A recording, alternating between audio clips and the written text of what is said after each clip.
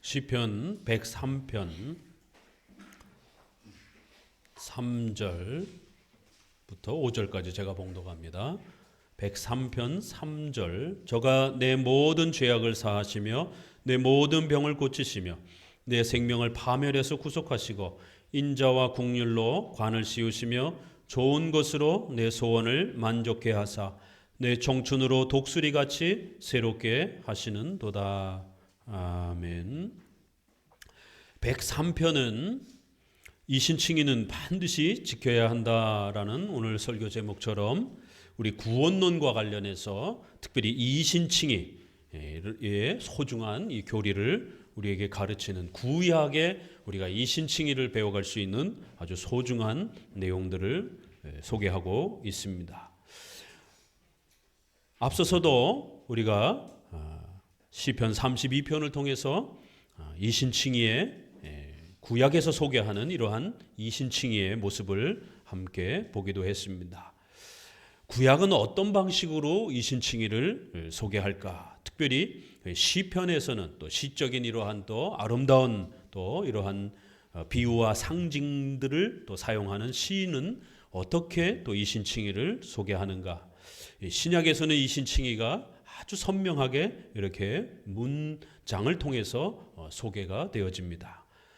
그러나 구약에서는 그러한 상세한 설명보다는 이렇게 시편에서는 그러한 또 이신칭의 복됨과 위대함들을 한마디로, 한 단어로, 한 문장으로 이렇게 압축해서 이신칭의 위대함들을 또 노래하고 외치고 있습니다. 오늘 이신칭의는 우리 구원에 있어서 가장 소중한 교리이기 때문에 아직 세례를 받지 못한 또 성도들 계십니다. 또 세례 교육을 진행하고 있는 분들 계십니다. 이 103편을 통해서 왜 우리가 세례를 받아야 되는지, 믿음으로 구원받은 것을 고백하는 바로 또 우리가 구원받은 것에 대한 표시로 세례를 교회가 허락합니다. 그래서 아직 세례를 받지 못한 분들은 이 이신칭의를 다시 한번 잘 듣고 또 마음속에 세워가셔야 됩니다. 기존에 우리 또 성도들은 우리 안에 우리가 구원받은 이 위대한 이신칭의의 이러한 가르침들을 재정립하는 그런 차원에서라도 또 이신칭의의 핵심들을 더욱 잘 또 확인해 보셔야 됩니다. 오늘 우리 시대는 이신칭의가 아주 심각히 도전받고 있는 시대에 살아가고 있습니다. 이신칭의와 성경관이 무너지게 되면 그 시대의 기독교는 다 붕괴가 됩니다. 마치 6.25 전선의 낙동강 마지노선처럼 이 성경은 하나님의 말씀이다라고 하는 성경관과 오직 믿음으로 우리가 의롭게 된다라고 하는 이 이신칭의의 두 교리는 기독교를 지키는 가장 중요한 잣대요 또 울타리이기도 했습니다. 이것까지 무너지게 되면 나머지는 볼 것도 없습니다. 그렇기 때문에 한국 교회가 성경관에서 도전을 받고 특별히 이신칭의에서 도전을 받는다라고 할 것 같으면 아주 심각한 상태에 있다라는 것입니다. 더더구나 이 칭의에 대한 오해와 또 모자름과 또 칭의를 또 잘못 가르치는 이러한 많은 모습들이 외부로부터도 있는 것도 심각하지만 더 중요한 것은 개혁주의를 보수주의를 부르짖는 이러한 개혁주의권 내의 목회자들이 이 이신칭의를 충분히 제대로 정립하지 못해서 잘못 부족하게 가르치는 그리하여 우리의 성경적 이신칭의를 공격하는 이러한 참담한 현실 앞에 또 우리는 놓여져 있습니다. 그렇기 때문에 더더욱 정신 바짝 차리시고 이 이신칭의의 교리가 훼손되지 않도록 이신칭의의 핵심 교리의 내용들을 정확하게 이해하고 또 붙드셔야 됩니다. 한쪽으로는 로마 카톨릭, 반페알라기우스 또 그 다음에 알미니안주의자들이 인간의 공로를 구원의 보탬이 되는 것처럼 그렇게 해서 신인협력주의, 인간의 의지를 통한 노력을 통한 공로가 그렇게 마치 구원의 보탬이 되는 것처럼 이렇게 수천 년 동안 신인협력주의라고 하는 형태로 이신칭의를 늘 공격해 왔습니다. 율법주의 형태죠. 또 최근에는 신비주의와 또 이러한 경건주의를 통해서 이상한 체험만 강조하고 이신칭의를 훼손시키는 이러한 무율법주의 형태의 이러한 또 가르침들이 이신칭의를 파괴하고 공격하는 이러한 심각한 상태에 있습니다. 말씀드린 것처럼 그러나 최근에는 개혁주의권 내에서 이신칭의를 혼동하거나 또 잘못 이해해서 부분적으로 훼손하는 또 이러한 대놓고 공격하는 방식은 아닌데 결국 이신칭의의 일부분을 공격하면서 잘못 소개하면서 이신칭의의 이러한 기반이 무너지게 만드는 또 이러한 일들이 개혁주의권 내 안에서 벌어지고 있습니다.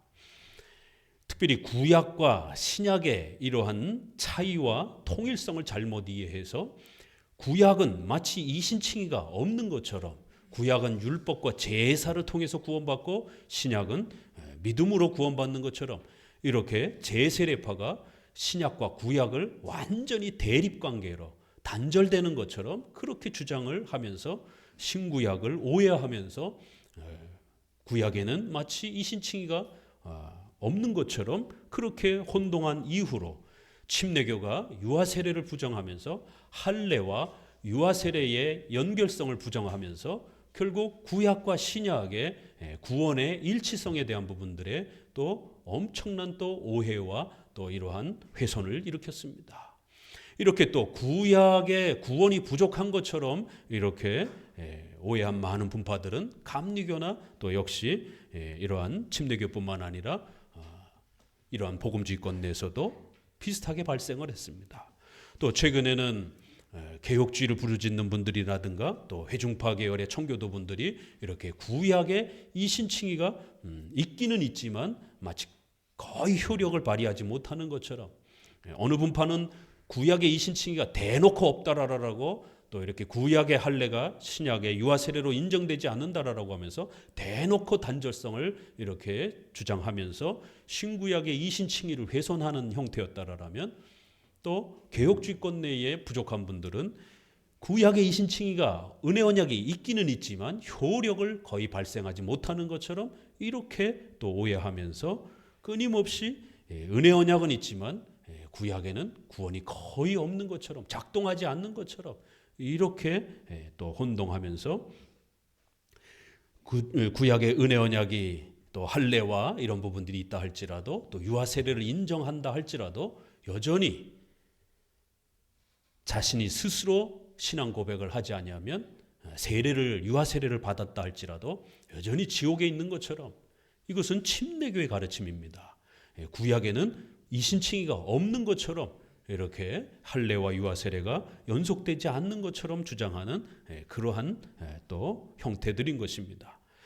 이런 많은 오해들이 결국 오늘날 이신칭의에 대한 엄청난 혼동을 일으키고 있습니다. 또 최근에는 몇몇 또 이러한 신학자와 목회자들을 중심으로 해서 웨스트민스터 신앙 고백의 율법 부분을 아주 심각하게 공격하면서 율법과 복음이 대립되는 것처럼, 이렇게 신약과 구약이 대립되는 것처럼 또 율법과 복음이 대립되는 것처럼 이러면서 율법에 대해서 아주 공격적인 태도를 취하는 이러한 입장을 보이면서 그리스도의 이러한 순종에 대해서 아주 극단적인 또 이러한 태도를 보이는 것을 보게 됩니다. 그래서 전통적인 이러한 칭의론에 있어서의 이러한 중요한 내용들을 반으로 잘라버리게 되는 이러한 심각한 일들을 보게 됩니다. 우리 웨스트민스터 신앙고백 주보에 있는 것처럼 11장 6항에 보게 되면 모든 면에서 구약시대의 신자들의 칭의는 신약시대의 신자들의 칭의와 하나이며 동일하다. 왜 하나이며 동일하다라는 고백을 우리의 신앙 고백 안에 담아냈겠습니까? 벌써 1600년도에 이 시대에도 이런 다양한 칭의론에 대한 공격들이 있었던 것이에요. 칭의론이 하나가 아닌 것처럼, 구약과 신약의 칭의가 하나가 아니고 둘이 있는 것처럼 이렇게 주장하는 제세례파를 비판하기 위해서, 또 로마 가톨릭의 알미니안주의자들의 이러한 신인 협력주의를 비판하기 위해서 하나이다라고 이렇게 아주 선명하게 선을 긋은 것입니다. 구약에는 제사와 이런 여러 형식들이 있지만 그럼에도 우리가 창세기를 읽어가는 것처럼 아브라함도 다윗도 오직 예수 그리스도를 믿고 의지함으로 구원받는 이신칭의로 구원받는 것이 하나인 것입니다. 그런데 왜 동일하다라는 단어가 또 붙었겠습니까? 이것은 아주 대놓고 공격하는 사람들은 아니지만 우회적으로 이렇게 공격하는 우리 권내에서 또 복음주의권 내에서 발생하는 이신칭의를 부족하게 가르치는 그러한 또 여러 분파들이 있었던 것입니다. 하나인 건 인정한다 이러면서 그러나 구약의 그러한 이신칭의는 구약의 믿음은 효력이 조금 부족한 것처럼 이렇게 구약에 이러한 은혜 언약이 있지만 구약에 할례가 있지만 신약의 유아 세례로 온전히 이어지지 않는 것처럼 그래서 유아 세례를 받았어도 여전히 그 아이는 지옥에 있는 것처럼 이렇게 이건 침례교도 이렇게 주장을 한 거고 회중파도 이렇게 주장을 하는 겁니다. 그래서 유아 세례를 인정하긴 하지만 우리 장로교처럼 구원받은 것에 대한 표시로 유아 세례를 이해하지 아니하고 유아 세례를 줬어도 여전히 지옥에 있는 것처럼 그 아이가 커서 신앙 고백을 하지 못하면 그 아이는 여전히 지옥에 있는 것처럼 그러면 유아 세례를 뭐하러 받습니까? 그러니까 침례교와 장로교회가 반반씩 섞인 형태로 그렇게 회중파 총교도들은 유아 세례를 소개한 겁니다. 이런 유아 세례에 대한 이해는 존 오웬이라든가 토마스 굿인이라든가 이런 뉴잉글랜드의 존 커튼의 이러한 은혜 언약에 대한 설교와 가르침 안에도 조금씩 드러납니다. 로이드 존스는 아예 유아 세례를 부정해 버립니다. 이러기 때문에 동일하다라는 이 웨스트민스터의 신앙 고백은 바로 이렇게 혼동하는 이런 많은 그러한 도전들에 대해서 구약의 이신칭의와 신약의 이신칭의는 하나이면서 또 그 정도 효력에 있어서도 믿음으로 구원받는 데 있어서 충분하고 동일하다라는 거예요. 그렇기 때문에 구약의 할례를 받았으면 신약에도 유아들에게 여전히 할례가 집행될 수 있는 거예요. 그러나 다만 신약에서는 세례로 바뀌었기 때문에 아이들에게도 세례를 준다라는 겁니다. 구약의 할례를 준 것은 그냥 외적인 표시만 준 게 아닙니다. 구원 받은 것에 대한 표시로 주는 것이에요. 그렇기 때문에 신약의 세례도 유아 세례도 구원 받은 것에 대한 표시로 주는 것입니다. 동일한 것이에요. 외적인 형식이 바뀌었을 뿐이지 그 내용은 동일하다라는 것입니다. 이걸 자꾸 오해하다 보니까 많은 혼란들이 발생이 되는 것이에요. 그래서 웨스트민스터 신앙 고백은 이렇게 구약과 신약의 이러한 칭의는 하나이면서도 동일하다. 바로 이러한 우리의 장로교회의 칭의론이 더욱 성경적이고 건강한 이유가 바로 이런 데 있는 것입니다. 여러분에게 나눠드렸던 그 카톡의 이신칭의와 관련된 핵심 교리의 몇 가지들을 먼저 정리하고 오늘 103편을 그러한 교리적 관점에서 함께 살펴보도록 합니다. 칭의 그러면 이신칭의 그러면 적어도 한 5가지만 꼭 기억하고 계시면 됩니다. 많지는 않습니다. 5가지 정도 돼요. 첫 번째로는 칭의의 원인, 이 부분을 꼭 기억하셔야 됩니다. 칭의의 원인은 절대로 인간이 보태거나 협력하는 게 아닙니다. 신인 협력주의가 아닙니다. 칭의의 원인은 오직 하나님의 은혜와 예정 그리고 예수 그리스도의 공로로 이루어지는 것입니다. 인간의 어떤 종교적 헌신, 도덕적인 어떤 윤리적인 어떤 그러한 모습이 보태지는 게 아닙니다. 우리가 착해서 구원받는 게 아닙니다. 절대로 착해서 구원받는 게 아닙니다. 또 이러한 여러 가지 신인 협력주의의 변형들을 우리는 조심하셔야 됩니다. 오직 예정에 입각한 하나님의 은혜와 예수 그리스도의 공로로 구원받는다라는 것. 두 번째는 칭의의 내용, 칭의, 이신칭의 이렇게 우리가 한문으로 줄여서 소개합니다. 이신, 믿음으로써 이런 표현입니다. 오직 믿음으로 받는 거예요. 칭의, 칭해준다라는 거예요. 우리가 착해진 게 아니라는 거예요. 우리가 선해진 게 아니라는 겁니다. 우리는 여전히 악한 죄인이지만 우리를 그렇게 칭해주겠다라는 거예요. 의인으로 여겨주겠다라는 거예요. 우리가 전가시키다, 책임을 전가시키다, 내가 한 일이 아닌데 내가 한 일처럼 그렇게 여긴다. 이럴 때 우리가 전가, 칭한다, 여겨진다 이렇게 표현을 하는 거예요. 그래서 칭이라는 단어는 우리가 실제로 착해진 게 아니라, 우리가 실제로 의로운 행동을 한 게 아니라, 우리는 여전히 죄인이지만 우리를 의로운 자로 그렇게 하나님이 봐주시겠다라는 거예요. 여겨주시겠다라는 거예요. 칭해 주시겠다라는 거예요. 이거를 어려운 말로 전가라고 이렇게 표현하는 겁니다. 칭에는 이렇게 많은 의미가 담겨 있는 거예요. 그리고 죄인이 아니라 칭의에서 뭘 칭해 주느냐? 돈 벌게 해주겠다, 신비 체험해 주겠다, 복지국가를 만들어 주겠다, 이런 게 아닙니다. 죄사함을 말하는 것이에요. 우리가 죄인이었고 영원히 지옥에서 형벌 받아야 되는데 이제 그 죄를 없애주시겠다라는 거예요. 그리고 또 하나, 율법에 우리가 순종해야 되는 행위 언약의 의무가 있는데 그 율법을 온전히 순종하여 의로운 자처럼 그렇게 여겨주시겠다라는 거예요. 그래서 의에 대한 문제, 이 의가 뭐냐 도대체. 두 번째는 칭의의 내용입니다. 의가 도대체 뭐냐? 기독교에서 말하는 구원이란 도대체 뭐냐? 구원받는다 그러는데 도대체 구원받는다는 게 뭐냐? 그건 의를 준다라는 거예요. 의가 뭐냐 도대체 그러면? 그건 바로 우리가 죄인이어서 영원히 지옥의 형벌을 받아야 되는데 그 죄를 면죄, 죄에 대한 책임, 죄에 대한 형벌, 바로 그 죄책을 면제시키는 거예요. 죄값을 없애주는 거예요. 그리고 또 하나는 율법에 순종하여 우리가 의로운 자로 그렇게 우리를 여겨주는 겁니다. 의의 획득 두 가지입니다. 죄책의 면제와 의를 획득하는 이 두 가지가 의인 것입니다. 왜 이게 중요하냐면 이건 행위 언약을 이해하셔야 됩니다. 행위 언약은 창세기 22장 17절에 선악과를 먹지 말라, 선악과 열매를 먹지 말라, 만약 너희가 먹으면 정령 죽으리라, 영원한 지옥의 형벌, 그 죄에 대한 대가를 받게 될 것이다 라고 하는 행위 언약을 하나님이 아담과 맺으셨습니다.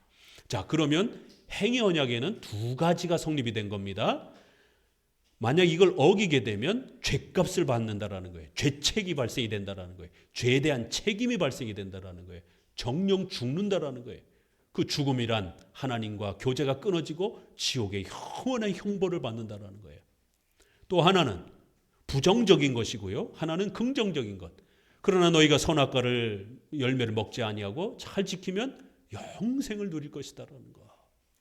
행위 언약에는 바로 이러한 명령이 우리에게 요구되어져 있었던 것입니다. 선악과 명령을 잘 지켜라. 그러면 너희가 영생을 누리게 될 것이다. 그래서 이 영생은 바로 선악과라고 하는 율법의 명령을 완벽하게 순종해야 되는 것이에요. 하나님의 법이기 때문에 온전히 순종해야 되는 겁니다.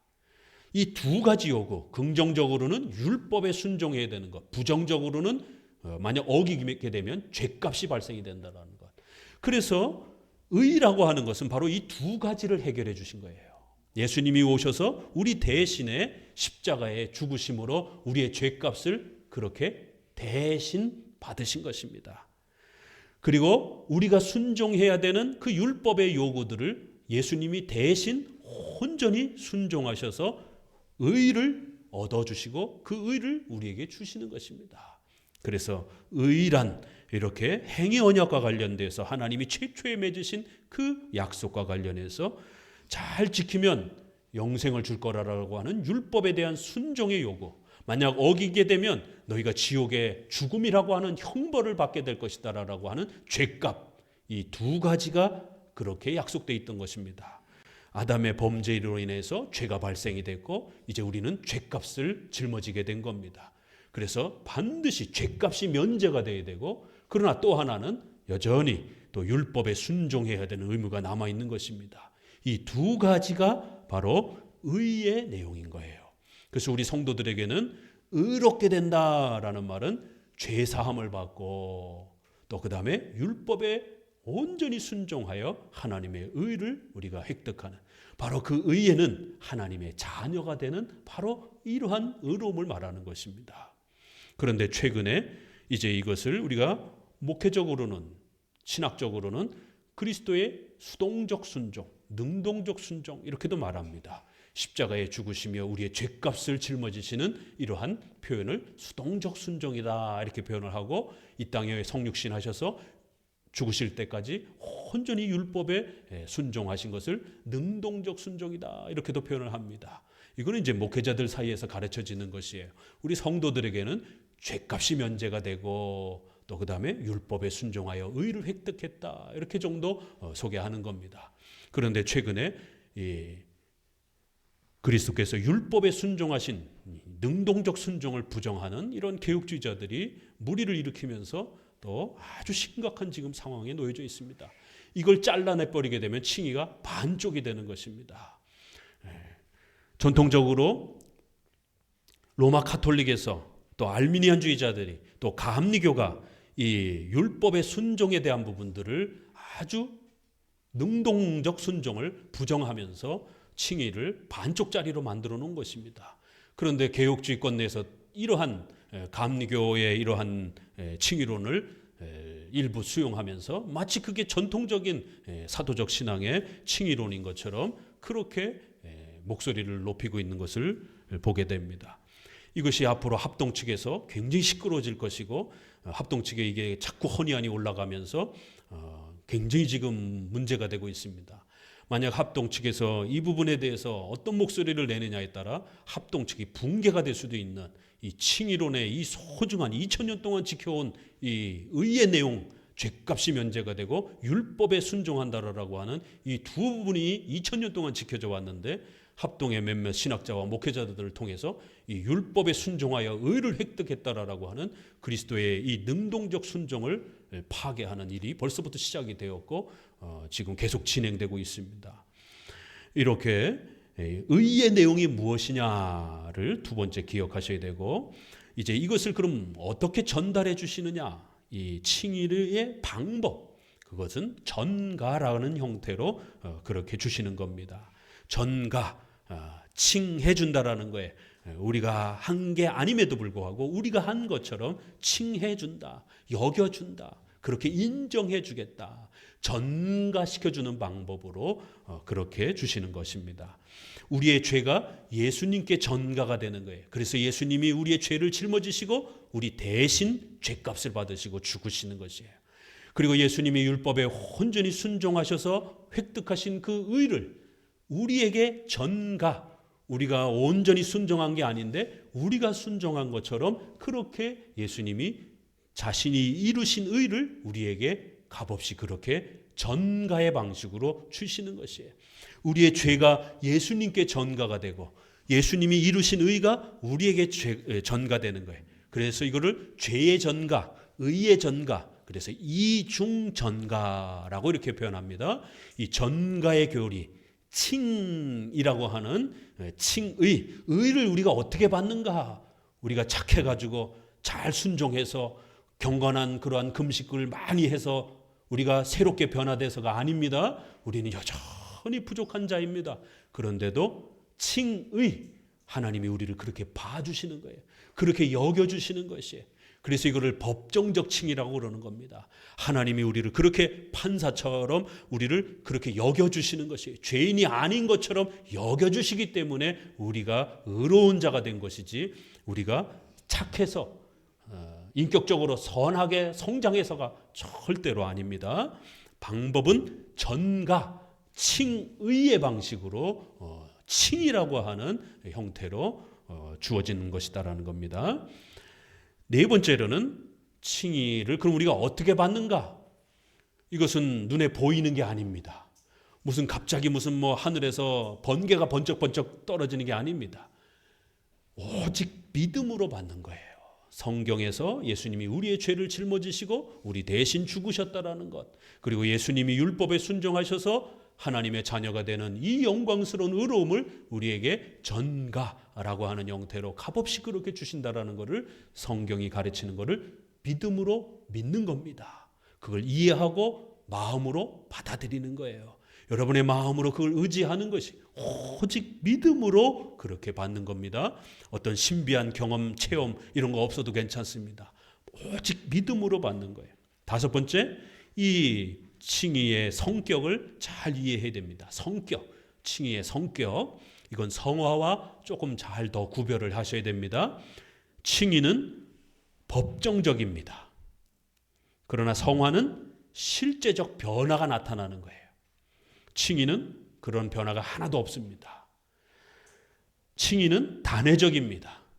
한 번 하나님이 우리를 의롭다 여기시게 되면 우리는 영원히 구원받는 거예요.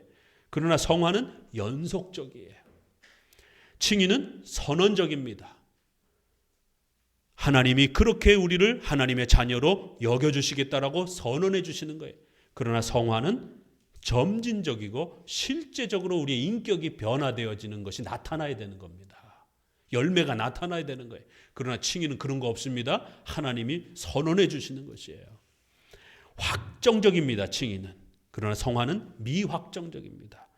칭의는 불변합니다. 하나님이 한 번 하나님의 자녀로 여겨주셨으면 이제 영원히 그렇게 유지되는 것이에요.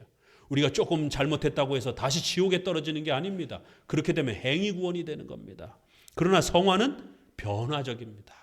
우리가 은혜의 수단과 신앙생활을 게을리하게 되면 우리의 마음이 곰핍해집니다. 변화적입니다. 칭의는 완성적입니다. 한 번 예수 그리스도를 믿음으로 고백하게 되면 하나님의 자녀가 되는 완성이 되는 겁니다. 50%만 완성이 되는 게 아닙니다. 로마 가톨릭은 전부 다 연옥에 떨어진다라고 말합니다. 아직 완성이 안 됐기 때문에. 오늘날 이런 식으로 신인협력주의 형태로 성도들의 칭의와 세례와 구원에 대해서 완성되지 않은 것처럼 목회자가 자꾸 이렇게 성도들을 협박하는 형태로 이미 세례받은 성도들을 그런 식으로 구원받지 못한 것처럼 협박하게 되면 성도들은 나락으로 떨어집니다. 자신의 구원의 확신을 모두 다 잃게 돼버립니다. 그렇기 때문에 적어도 참된 신앙 고백을 통해서 세례받은 성도들에게는 완성적인 불변한 확정적인 이 칭의를 가르쳐줘야 되는 것입니다. 그래야 자신의 구원에 대해서 흔들리지 아니하고 죽을 때까지 평생토록 안심하면서 확신 가운데 살아갈 수 있는 것이에요. 로마 가톨릭처럼 자기가 구원받았는지 안 받았는지 조금만 잘못하면 다시 지옥에 떨어질 것처럼 이렇게 불안하게 가르치게 되면 누가 안심하고 안정된 마음으로 평생 동안 신앙생활할 수 있겠습니까? 그러나 성화는 불완전적입니다. 우리가 최선을 다해서 경건 훈련을 하게 되면 조금 더 성장을 하는 것이고, 그러나 또 게을리하면 또 하나님 앞에 징계와 책망도 받는 것이에요. 칭의는 그리스도의 의가 외부에서 우리에게 그렇게 여겨주는 것, 전가되어지는 것이. 그러나 성화는 우리의 내적인 인격적인 변화를 통해서 내적인 그러한 열매들이 외부로 나타나는 겁니다. 이렇게 칭의는 외부로부터 주어지는 것이고, 성화는 내부로부터 우리의 말과 행동과 행동이 그렇게 열매를 맺는 것입니다. 그래서 칭의는 신분의 변화를 말하는 겁니다. 우리가 죄인이었던 자들이 하나님 앞에 의로운 자여 하나님의 자녀로 인정을 받는 거예요. 그래서 법정적으로 선언적으로 그렇게 하나님께서 인정해 주시는 것입니다. 어떤 종교적 체험이라든가 이상한 현상이 안 나타나도 괜찮습니다. 바르게 믿음으로 고백하기만 하면 하나님으로부터 그렇게 우리의 신분이 변화되었다라는 것을, 하나님의 자녀가 되었다라는 그러한 신분을 얻었다라는 것을 인정받는 겁니다. 그러나 성화는 열매가 나타나야 됩니다. 우리의 말과 행동과 우리의 여러 생활 태도들이 변화되어져 가는 것이에요. 그렇기 때문에 전인격적인 변화가 나타나는 겁니다. 이렇게 칭의와 성화는 성격이 다릅니다. 이 칭의와 성화를 혼동하거나 이거를 섞게 되면 행위 구원이 되고 신인 협력주의가 되어버립니다. 공로주의가 되어버립니다. 칭의의 핵심 교리를 다시 한번 꼭 기억하시고, 이 5가지 중에 어느 일부분을 공격하는 것이에요. 5개를 다 공격하기도 하지만 이 5가지 중에 일부분을 공격하면서 칭의를 훼손하게 되면 전체가 무너질 수 있습니다. 자, 우리 시편 32편을 함께 보도록 합니다.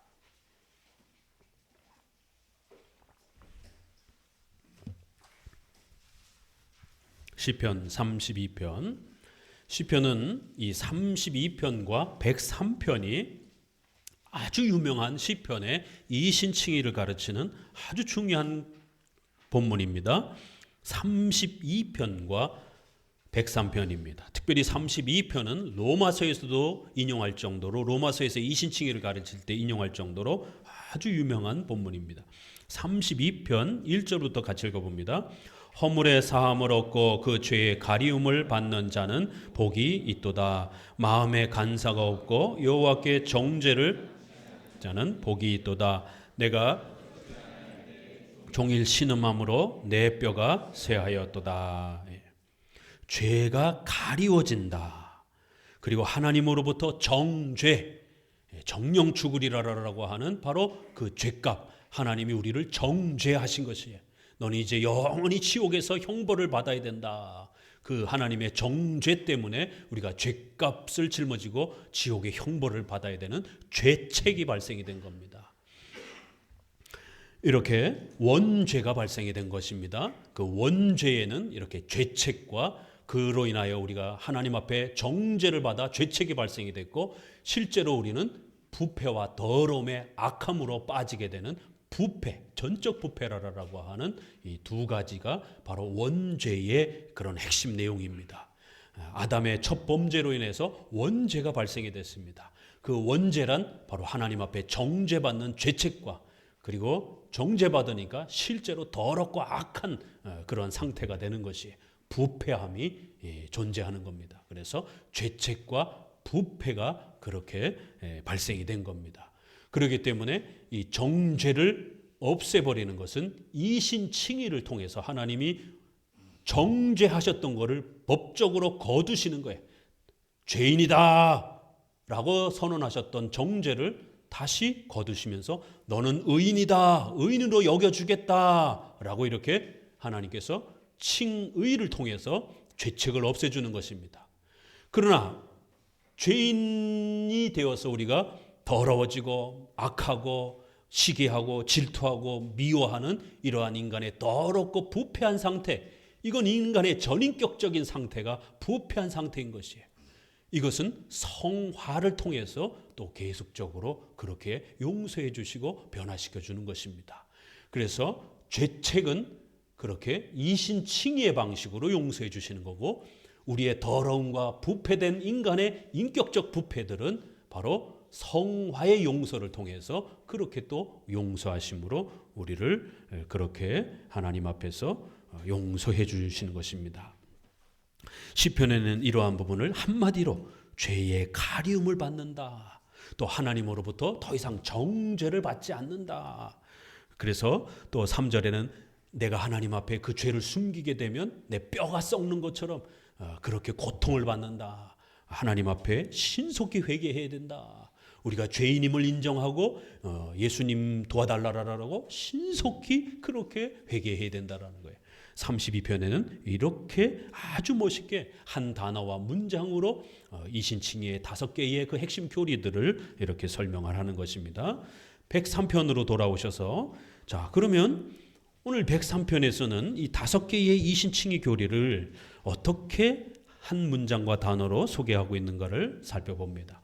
바로 이렇게 교리를 정확하게 알고 있어야 이 시편과 구약에서 여러 방식으로 그 교리를 설명하는 것이 눈에 들어옵니다. 이러한 소요리 문답과 하이델베르그 교리 문답으로 핵심 교리로 무장되어 있지 않는 상태에서 성경을 보게 되면 도대체 이 죄의 가리움을 받는다, 정죄를 당치 않는다라는 게 도대체 뭔 말인가, 이게 이런 부분들이 잘 마음에 선명하게 와닿지 않습니다. 그래서 교리를 먼저 훈련하면서 정립을 해주고, 그리고 나서 이제 성경을 본격적으로 읽어가면서 그런 핵심 교리들이 어떻게 표현되는지를 정확하게 읽어가는 겁니다. 자, 1절, 2절을 같이 읽어봅니다. 내 영혼아 여호와를 송축하라.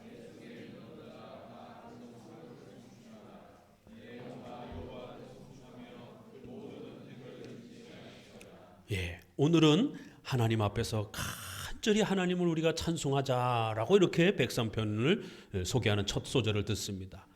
하나님의 그 모든 은택을 잊지 말고 평생토록 하나님을 찬송하며 살아야 된다는 거예요. 왜? 도대체 무슨 은혜를 우리가 받았길래, 어떤 은혜를, 은택을 우리가 얻었길래 잊지 말고 평생토록 하나님을 찬송해도 모자랄 정도로 그 하나님의 은택을 잊지 말고 열심히 죽을 때까지 그 하나님의 은혜를 찬송하며 살으라는 것이에요. 도대체 그 은택이 뭘까? 부자가 되는 걸까? 사회복지국가가 되는 건가? 그런 게 아니라는 겁니다. 죄사함의 은혜를 받는 것이 우리가 평생토록 하나님 앞에 찬송해야 되는 그 복된 은혜라는 겁니다. 그게 이제 3절부터 그 내용이 소개가 되는 거예요. 읽어봅니다. 3절, 저가 4절, 내 생명을 파멸해서 구속하시고 인자와 국률로 관을 씌우시며. 자, 그 은택, 모든 은택을 잊지 말라고 했는데 그 은택은 도대체 뭔가? 내 모든 죄악을 사하시며. 이 한 문장으로 이 103편의 이 신칭의가 아주 명확하게 드러납니다. 죄악을 사하시며 용서하시며. 그 은혜의 핵심과 본질은 우리가 부자가 되는 게 아닙니다. 복지국가를 만드는 게 아닙니다. 죄사함 받는 것이다라는 거예요. 이 신칭의의 은혜를 얻는 것이다라는 거예요. 그리고는 내 모든 병을 고치며. 그러니까 이 신칭의 위대한 은혜를 잘 모르는 목회자는 병을 고침받아야 우리가 구원받는 것처럼 이런 식으로 곡해할 수 있는 것입니다. 삼박자 축복이라는 순복음교회의 그 유명한 목회자가 요한 3서를 잘못 곡해를 해서 내 영혼이 잘된 같이 범사에 잘되고 또 육신의 이러한 복을 받을 것이다라고 하는, 그런 부자가 안 되고 몸이 건강하지 않으면 구원받지 못하는 이런 일이 벌어지는 것입니다. 내 영혼이 잘되는 것, 우리의 영혼이 죄사함 받는 것, 이게 본질인 것이에요. 그리고 범사에 또 우리의 삶의 육체에 또 이러한 아픔이 없이 하나님께서 또 보살펴 주시기를 바란다. 이렇게 기도문으로 두 문장은 소개가 되는 겁니다. 첫 번째 문장이 핵심인 것이에요. 그러면 여기에서도 우리가 이 3절을 죄사함을 받으면 반드시 병고침을 받는다. 그러니까 병이 있는 사람들은 구원 못 받은 것이다. 이렇게 적용하면 큰일 납니다. 이렇게 되면 기복주의가 되는 것이에요.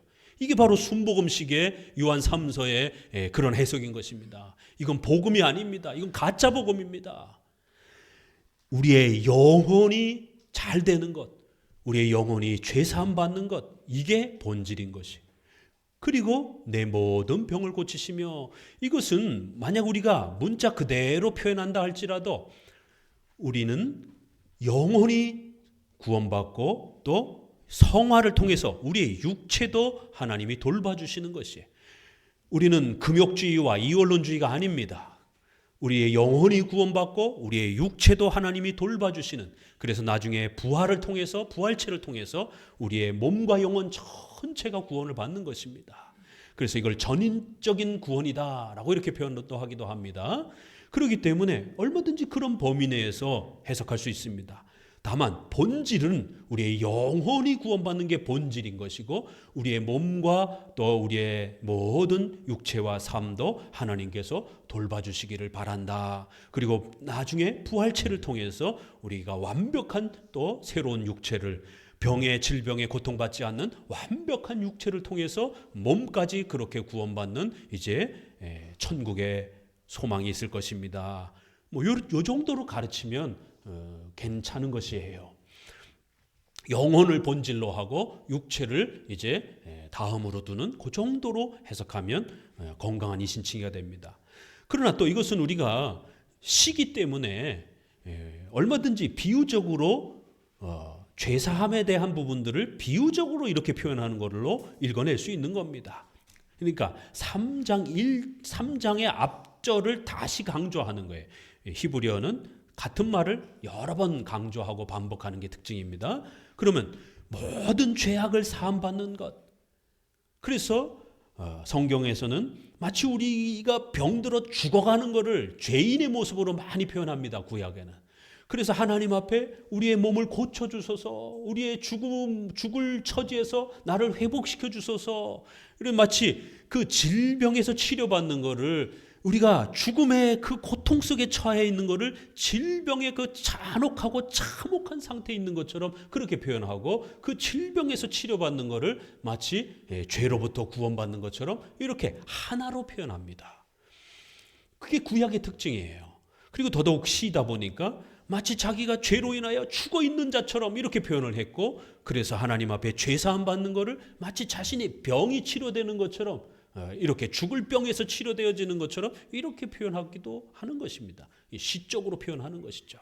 그러면 하나님, 내가 지옥의 형벌을 받아야 되는 이 참혹한 이 죄라고 하는 이 질병으로부터 나의 모든 이 질병을 정죄, 죄책이라고 하는 이러한 참혹한 영혼의 질병을 하나님이 고쳐주셨습니다. 이렇게 표현할 수도 있는 것입니다.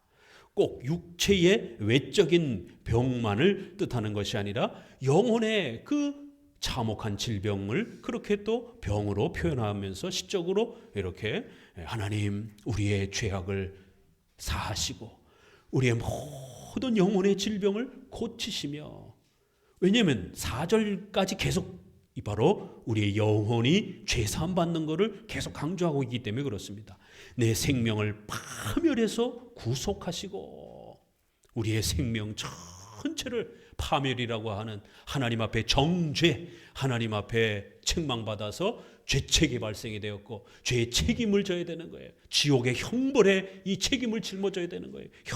영원히 지옥에서 형벌 받아야 되는 겁니다.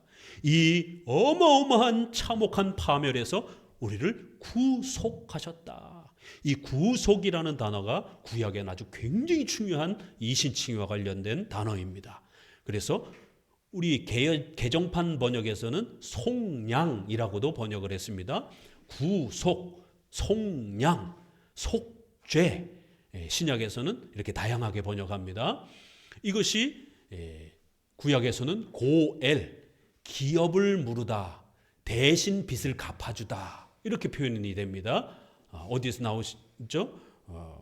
룻기서에서 그렇게 보아스가 대신 그 채무를 갚아주다, 빚을 갚아주다, 대속의 개념을 쓰는 중요한 단어예요. 그래서 이 구속, 속량이라고 하는 이 히브리어는 노예가 그 빚을 짓고 노예 값이 있잖아요. 그래서 주인이 그 종의 노예의 몸값을 전부 다 지불해주고 자유케 해주는 것이. 그래서 이 구속이라는 단어, 속량이라는 단어는 노예의 몸값을 지불해줬다. 주인이 대신 지불해줬다. 이 대속적 지불을 뜻하는 단어입니다. 그렇기 때문에 굉장히 중요한 단어예요.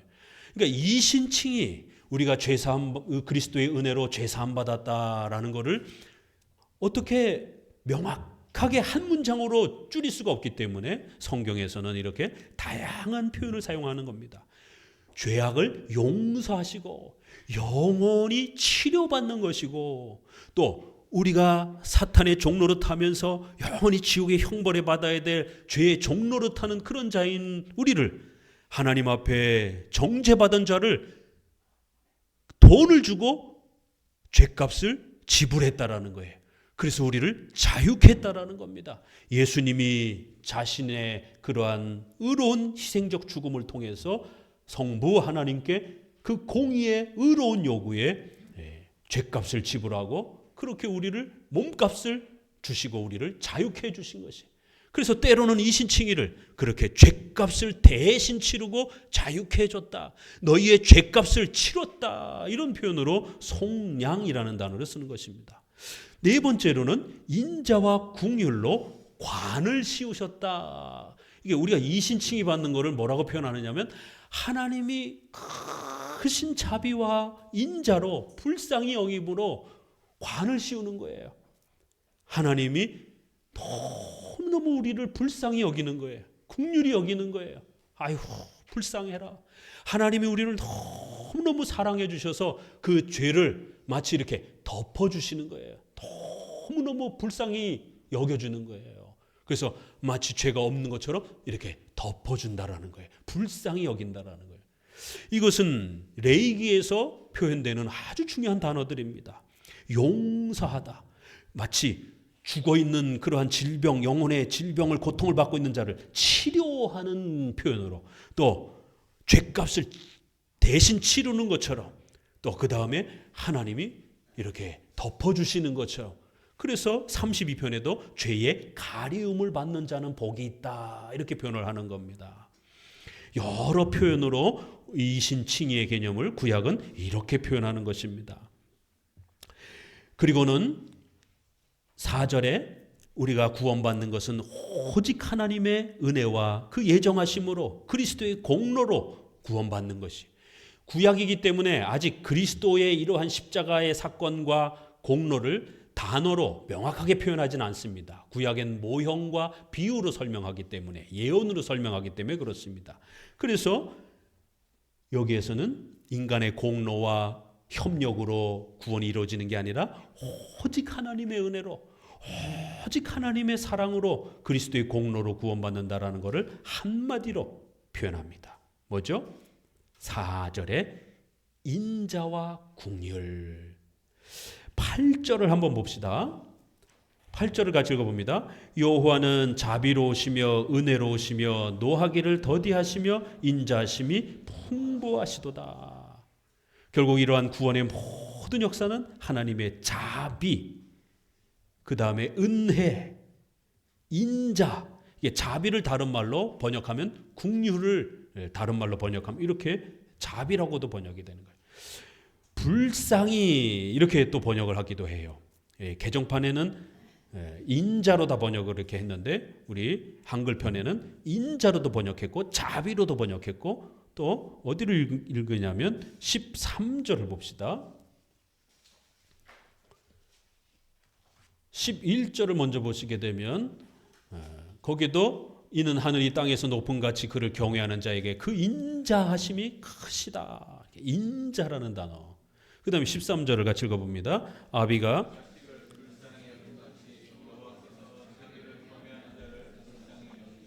여기는 불쌍히 여긴다. 불쌍히 여긴다. 17절 같이 읽어봅니다. 여호와의 인자하심은 자기를 경외하는 자에게 영원부터 영원까지 이르며 그의 의는 자손의 자손에 미친.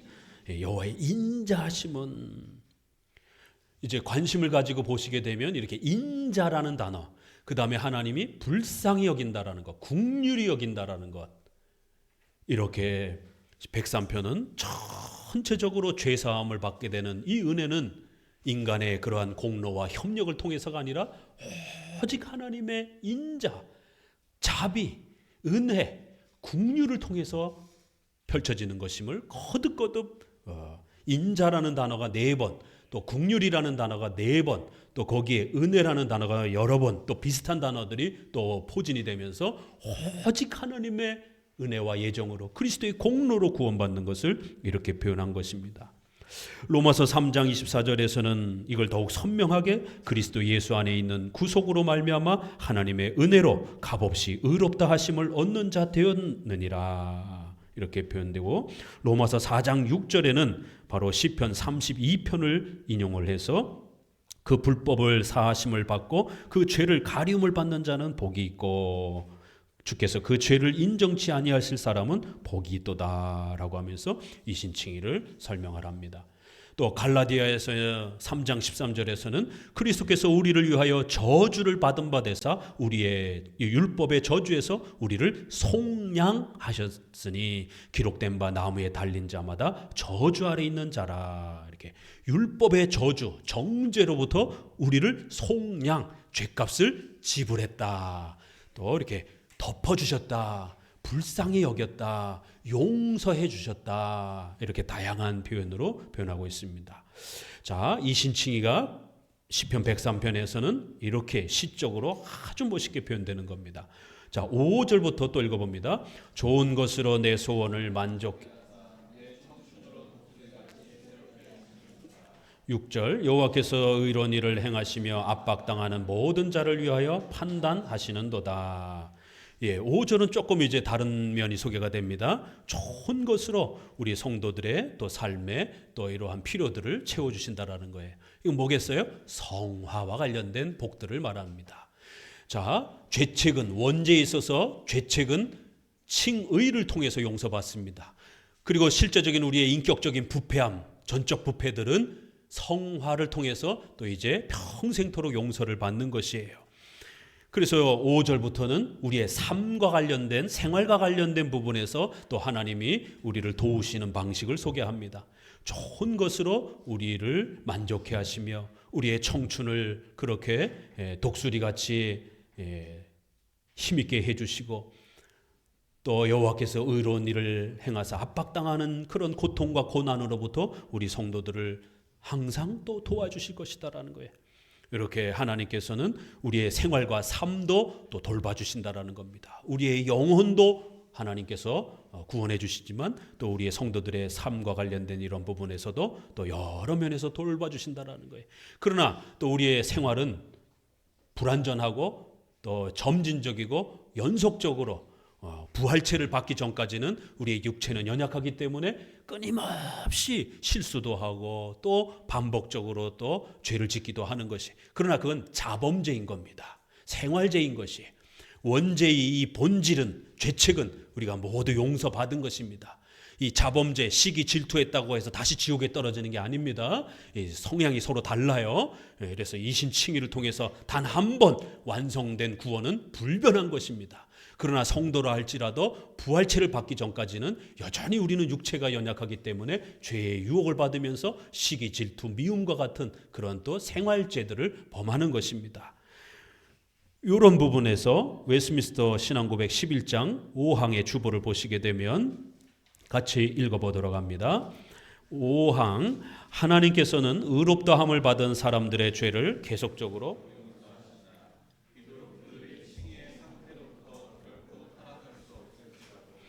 그러나 자신의 죄로 말미암아 하나님의 부성적인 노여움 아래 있을 수 있다. 이렇게 의롭다함을 받은, 칭의받은 성도라 할지라도 생활죄를 범할 수 있다라는 거예요. 이 칭의와 성화를 혼동하는 분들이, 그래서 칭의를 망가뜨리는 이러한 이유는 바로 이 칭의와 성화를 구별하지를 못해서 그러는 것이에요. 성도들이 조금 게으르고 나태하다 할지라도 그렇다고 성도를 너 그런 식으로 신앙생활하다, 당신 그런 신앙생활하다가 지옥에 떨어집니다, 이런 식으로 책망하면 안 되는 것이에요. 그건 성화를 책망해 주면 되는 겁니다. 이 칭의는 함부로 건드리면 안 되는 겁니다.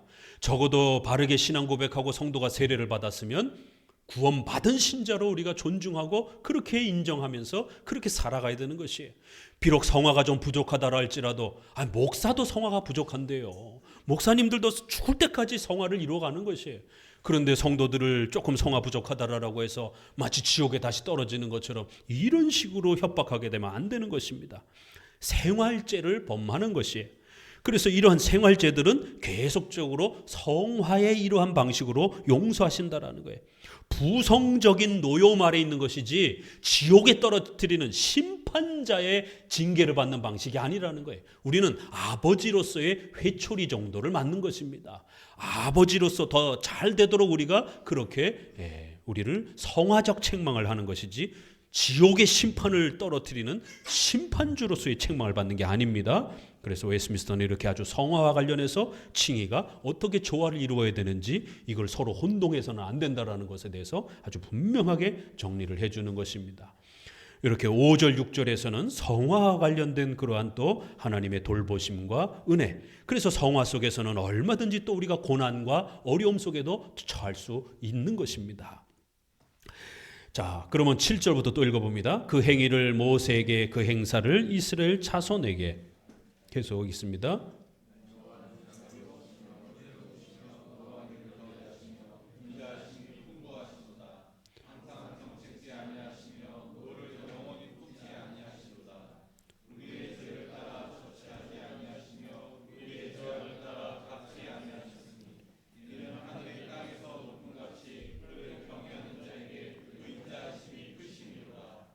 계속 아비가 자식을 불쌍히 여긴 같이 자, 7절부터는 하나님께서 이런 은혜를 모세와 또 그 이스라엘 백성들에게 가르쳐 주셨다라는 것이에요. 이방인들에게 아니라 오직 이스라엘 백성들에게만, 오직 하나님의 택한 백성들에게만 알려주셨다라는 것입니다. 19절 이하부터 보니까 여호와께서 그 보좌를 하늘에 세우시고 그 정권으로 만유를 통치하시도다. 능력이 있어 여호와의 말씀을 이루며 그 말씀의 소리를 듣는 너희 천사여, 여호와를 송축하라. 여호와를 봉사하며 그 뜻을 행하는 너희 모든 천군이여, 여호와를 송축하라. 여호와의 지으심을 받고 그 다스리는 모든 곳에 있는 너희여, 여호와를 송축하라. 내 영혼아 여호와를 송축하라. 마지막에는 하나님의 전지전능하신 절대주권과 권능으로 이러한 구원의 은혜가 펼쳐진다라는 거예요.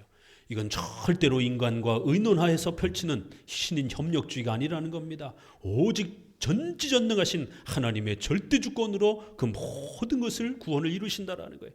그 구원을 이루시는 하나님이 이 구원의 은혜를 모세와 이스라엘 백성들에게만 가르쳐 주셨다라는 거예요.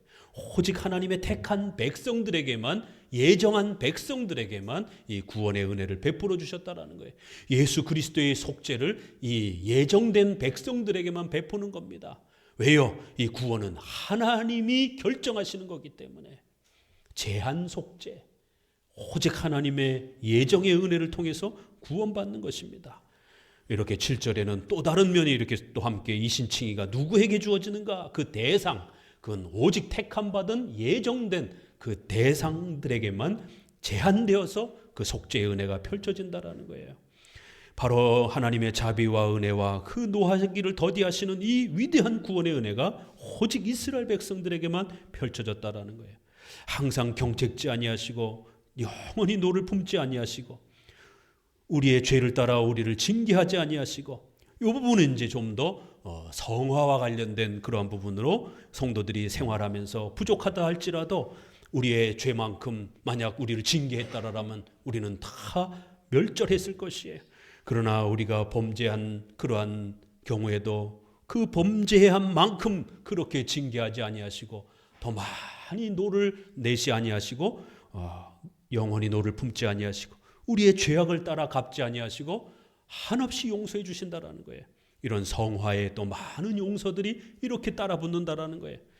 이것은 우리가 잘나서가 아니라 하늘이 땅에서 높음 같이 하나님의 절대 주권 아래서 그 하나님을 경외하는 자에게 그렇게 베푸신 은혜라는 거예요. 동해의 서에서 먼 것 같이 우리의 죄가를 저 멀리 옮기신다라는 거예요.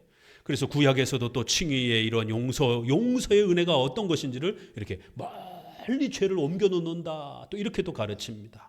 이렇게 용서라는 것은 칭의든 성화든 하나님이 이렇게 죄를 멀리 옮겨놔서 마치 우리가 더 이상 죄를 가지고 있지 않은 것처럼 또 이렇게도 봐주시는 것이에요.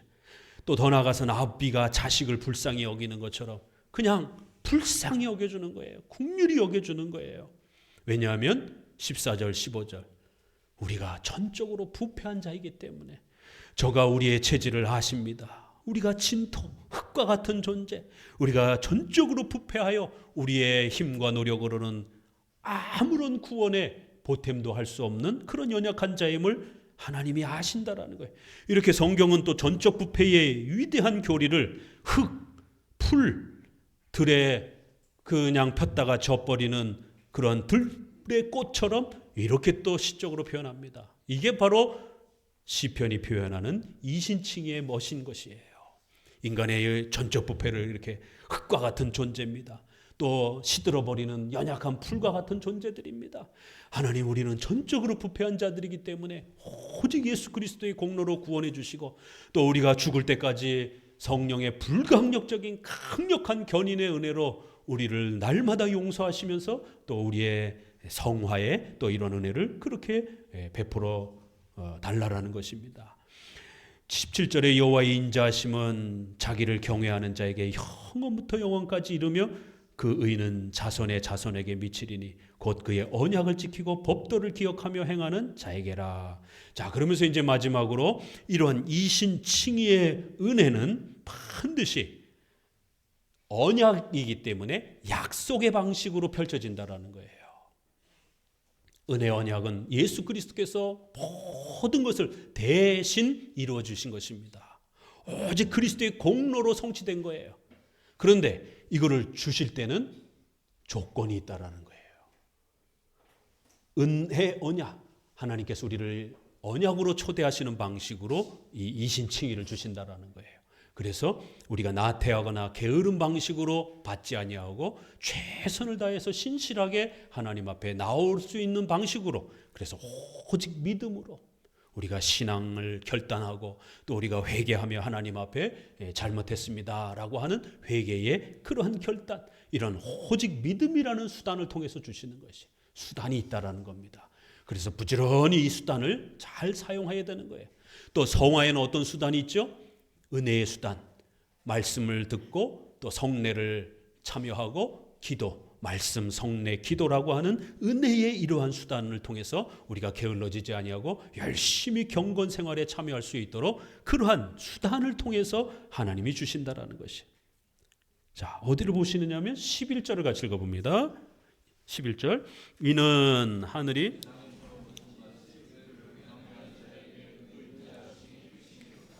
자세히 보셔야 돼요. 이신칭의의 은혜는 옛다 하면서 나무에서 감 떨어지듯이 교회도 안 오고 말씀도 듣지도 않고 회개도 하지도 않고 이렇게 나태하고 게으른 방식으로 주시는 것이 아니라 이 엄청난 은혜는 그를 경외하는 자에게 주신다는 거예요. 이신칭의는 하나님의 주권적인 은혜와 그리스도의 공로로 성취하시는 것이, 그러나 그걸 주실 때는 어떤 방식으로 준다고요?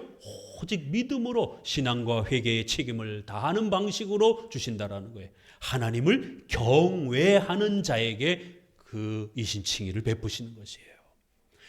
이 표현이 있다라고 해서 우리가 열심히 노력하면 우리의 공로로 받는다, 이렇게 읽으면 안 됩니다. 이런 구절을 알미니안주의자들은 그렇게 마치 인간의 공로로 협력을 해서 얻어내는 것처럼 이 구절을 그렇게 또 해석할 수 있습니다. 그러나 103편 전체는 하나님의 절대주권 은혜로 또 그리스도의 공로로 주어지는 거예요. 다만 그 주시는 방식이 오직 믿음이라는 방식으로 하나님을 경외하는 방식으로 주시는 것이에요. 그래서 그를 경외하는 자에게 신앙과 회개로 열심히 하나님 앞에 하나님을 경외하기 위해서 예배드리고 또 교회 나와서 설교도 듣고 그래서 전도에 대한 또 이러한 부름에도 나와야 되는, 하나님을 경외하는 그러한 반응과 책임을 나타내야 되는 것입니다. 어디를 보시냐면 13절도 보세요. 아비가 자식을 불쌍히 여긴 같이 여호와께서 자기를 경외하는 자를, 여기도 여호와께서 나태하고 게으른 자에게 주시는 게 아니라 자기를 경외하는 자에게 주시는 방식이라는 거예요. 17절도 또 읽어봅니다. 여호와의 인자하심은 자기를 경외하는 자에게 그렇게 베푸신다라는 거예요. 아주 놀랍게 이렇게 하나님의 절대 주권적인 은혜와 오직 믿음이라고 하는 인간의 책임의 신앙적 책임을 수단으로 사용하시는 기가 막힌 이신칭의의 원리가 이렇게 여호와를 경외하는 자, 신앙과 회개라고 하는 오직 믿음의 고백으로 나오는 자에게 이 은혜를 베풀어 주신다는 거예요. 그리고는 이러한 은혜 언약의 이신칭의의 은혜는 유형교회의 질서를 통해서 언약을 지키고 하나님의 말씀의 규례를 잘 지켜가도록 그러한 방식으로 베풀 것이다라는 거예요. 18절에 17절에 그 언약을 지키고, 그 언약은 뭡니까? 바로 이 은혜 언약 을 말하는 것이죠. 바로 이 은혜 언약을 우리의 신앙 고백으로 받아들이고 그 은혜 언약인 또 외적인 유형교회의 은혜 언약의 표시로 주신 세례와 성찬을, 그 법도를 잘 참여하면서 또 지켜가는 그러한 성도들에게 또 베푸시는 또 은혜가 있다라는 거예요. 그리고는 또 그 은혜는 영원부터 영원까지 이르며 그 의는 자손에까지 미친다라는 거예요. 우리가 오늘 창세기 17장 7절 8절에 나는 너희 하나님이 되고 너희는 내 백성이 될 것이다, 너희 자손의 하나님이 될 것이다, 이렇게 약속하는 것이, 그러면서 할례를 구원받은 것에 대한 표시로 줍니다. 바로 너희의 후손에게까지 하나님께서 은혜 언약에 구원받은 그 위대한 은혜 언약의 열매들을 너희의 자손에게까지 주겠다라는 거예요. 그래서 아브라함의 자손에게까지 할례를 주면서 그들은 아직 어려서 신앙 고백을 할 수도 없는데도 불구하고 아이들에게 할례를 표징을 만들어 주면서 너희의 자손들도 하나님의 백성이다라고 하는 이 감격스러운 은혜 언약의 표징을 만들어 주신 것입니다. 이것이 오늘 우리 시대의 유아 세례로 그렇게 연결이 되는 것이. 그래서 우리의 자손인 우리의 아이들에게까지도 그 핏덩어리 같은 아이들이 아무런 그런 신앙 고백도 할 수 없는데 부모의 신앙 고백으로 그 신자의 자녀라는 이유 하나만으로 그들에게도 은혜 언약의 표징인 구원받은 하나님의 백성이요 자녀라라고 하는 이 감격스러운 표징인 유아 세례를 허락하는 거예요. 너희의 후손의 후손에게까지 그 하나님의 의가 펼쳐질 것이고 그 언약이 그렇게 지켜지고 그 법도가 펼쳐지는 방식으로 이신칭의가 유형교회의 질서 아래에서 너희가 세례받게 되면 반드시 하나님 앞에 구원받은 것에 대한 표시로, 또 너희가 성찬에 참여하게 되면 그리스도와 교제하면서 또 세상 사람들과 구별된 하나님의 백성이요 하나님의 그리스도의 신부라고 하는 외적 표징으로 그렇게 허락해 주겠다라는 거예요. 오늘 성찬을 받을 텐데 또 이 성찬의 복된 은혜가 이렇게 또 펼쳐지는 겁니다. 이신칭이 우리가 구원받았다라고 하는 이 감격스러움이 교회의 그러한 은혜 언약의 표시와 인침과 법도로 세례로서 표시가 되어지는 거고 또 성찬을 통해서 그렇게 감격스럽게 우리가 누리는 것입니다. 103편은 이렇게 한 구절 표현 아래 문장 아래 어마어마한 그 이신칭의의 본질, 또 그 이신칭의의 또 외적인 유형교 아래에서 펼쳐지는 세례와 성찬을 통해서 표시와 인침으로 펼쳐지는 우리가 구원받은 자라는 것, 또 우리가 세상과 구별되어 그리스도의 신부라고 하는 이 감격스러운 이신칭의의 열매들을 또 유형교회를 통해서 어떻게 누리는지를 이렇게 또 표현하고 있는 것입니다. 오늘 103편 이신칭의의 또 이런 소중한 은혜를 또 잘 간직해 가시기를 주의 말씀으로 권면을 드립니다. 기도합니다.